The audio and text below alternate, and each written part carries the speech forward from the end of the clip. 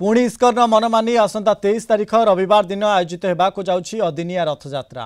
तेबे Taiwan जिमेडिंग MRT exit 6 रे आयोजित होगाक अदिनिया रथयात्रा रे जोग देबा पई इस्कन अनुगामी एवं जगन्नाथ प्रेमी को ऑनलाइन माध्यम रे सूचना दिया जाइछि।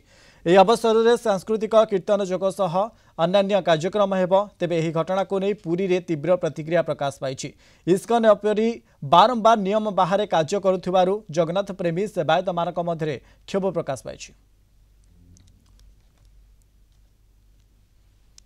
पुरी रिपोर्टर शैलेन्द्र आचार्य आम सहित फोन लाइन जोड़ी। शैलेन्द्र जो भाव में आसंता 23 तारीख में अदिनिया रथयात्रा इस्कन तरफ विगत दिन में ये अदिनिया रथयात्रा करथिला इस्कन बारंबार ये नियम उल्लंघन करुछि। शैलेन्द्र मनोज इस्कन यह गोटे औद्धत्य बोली कह कारण निजे श्रीमंदिर परिचालना कमिटर अध्यक्ष गजपति दिव्य सिंह देव आपन जानते निकट में इस्कन कर्तृपक्ष को चिठी लिखिथिले एवं पुरी रे जो भाव में शास्त्र एवं परंपरा अनुसार आषाढ़ शुक्ल द्वितीया ठारू 9 दिन मध्य ही भारत बाहर रथयात्रा पालन करने से पत्र उल्लेख करते किंतु इस्कन कर्तृपक्ष ए सहमत होई नथिले। केवल ज्येष्ठ पूर्णमी दिन देवस्थान पूर्णमी करने से जदियो राजी होते किंतु आषाढ़ शुक्ल द्वितीया ठारू 9 दिन मध्य रथयात्रा भारत बाहर करने से सहमति प्रकाश करते औद्धत्य से पुणी थे प्रदर्शन करुणी थे अदिनिया रथयात्रा आयोजन करने आसंता 23 तारीख रविवार दिन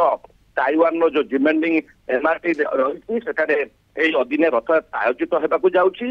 यह निश्चित भाव में श्री जगन्नाथ प्रेमी को आघात देती कारण निजे गजपति हूँ मुक्तिमंडप पंडित ब्राह्मण सभा हो श्रीमंदिर परिचालना कमिटी निजे मुख्य प्रशासक हस्तक्षेप करने इस्कन जदि अमानिया हम इस्कन औद्धत्यपणिया देखा मिल तेरे जगन्नाथ ही दंड देवे बोली जहाँ साधारण चर्चा होकिंतु एभली भाव में अदिनिया रथयात्रा महान जगन्नाथ संस्कृति एवं परंपरा सहित जो कोटि कोटि ओडिया भावना रही शैलेन्द्र कोटि कोटि ओडिया भाववेग को अर्थात क्षोभ प्रकाश करुँच जो भाव में ये अदिनिया रथयात्रा इस्कन 23 तारीख में करने को जाऊँगी। पूर्वर ये इस्कन द्वारा रथयात्रा आयोजन कराइला। अनेक धन्यवाद आमको अधिक सूचना देते पुरी रिपोर्टर शैलेन्द्र आचार्य संपर्क में।